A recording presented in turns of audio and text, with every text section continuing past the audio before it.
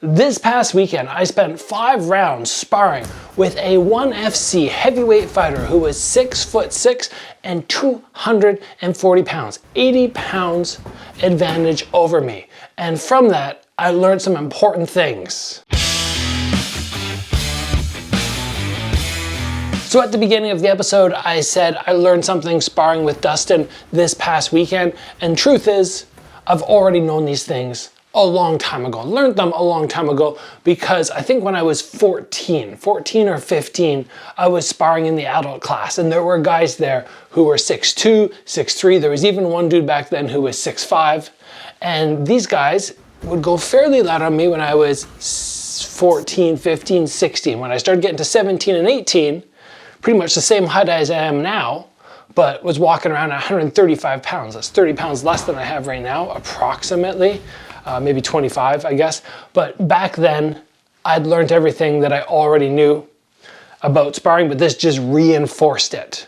It reinforced everything I knew about sparring with a heavyweight. And if you guys have watched my channel before, yeah, I don't put up a lot of sparring videos, but when I do, it's size appropriate people. But that is not the reality when you go to the gym and you start sparring, because it's open sparring, anybody's there, and you usually don't get to pick and choose. So what can you take away from my sparring rounds with this 1FC heavyweight? Number one, they have to control themselves. Dustin stopped me a couple times in between rounds and he went, yeah, I mean, I love throwing that high kick off the left leg, but I really have to control it.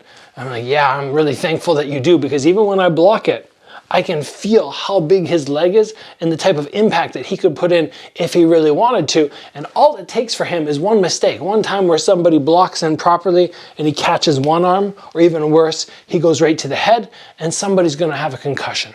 100%. So it's up to the big fighters to demonstrate that control. It's up to them to make it a fair fight. And imagine, same thing for yourself. If you're somebody at the gym who's, let's say, 180 pounds, you're not massive. You're not the biggest person there by any means, but if you're 180 pounds and you're sparring somebody who's like, I don't know, 18 years old and they're 130 pounds, recognize the difference.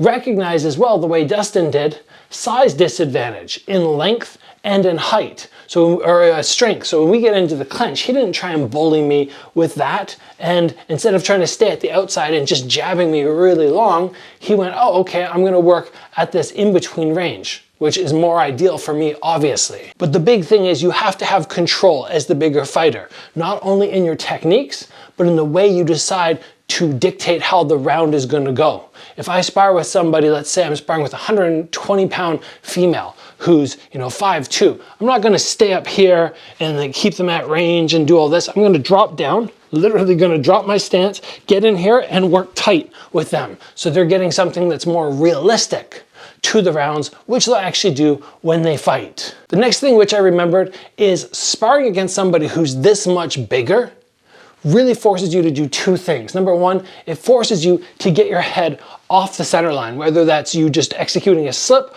or throwing a punch and moving your head at the same time. It's pretty much a must. Because if I move straight in and I do that and he throws a jab or a cross, I'm gonna eat it. So getting the head off the center line is very important. And in addition, overhands really work. Why do they work so well with the taller fighters? Well, number one, it's much easier for me to do an overhand up high than it is to throw a hook.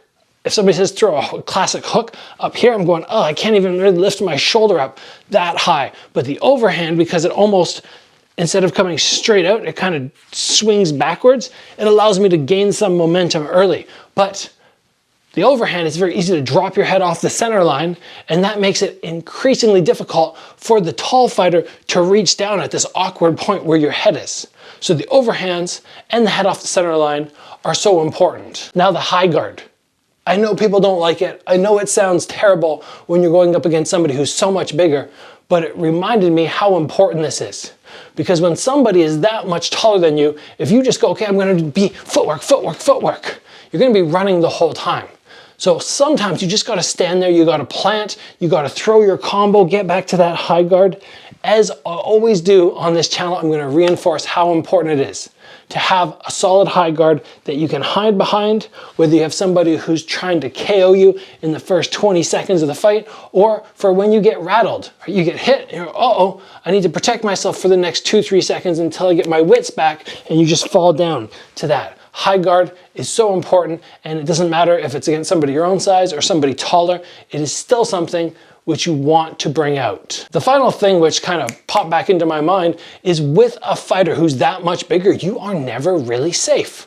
There's no safe zone. I could, again, as I said, absolutely create enormous amounts of distance to keep myself safe, but nothing happens there, right? I'm constantly gonna be running. If I decide to throw something like an inside low, which normally for me is one of my safest techniques, if I go, okay, I just wanna throw something and I wanna be crazy safe, I just tip my head back, slightly off the center line, and I throw it, but I'm not safe.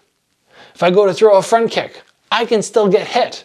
I think the only technique that maybe I go, okay, I can actually throw with very little fear is that Thai side kick, which I touched on in a video the other day. On the inside, I might go, okay, now I'm on the inside, I got past those long arms, but that's more for weight specific stuff. If both fighters are the same weight and the taller fighter on the inside feels like he doesn't have the strength of the shorter fighter, that's where the shorter fighter wants to be. But when the guy on the inside now has this size that he can start hitting you, just clubbing you in there, you're not safe either.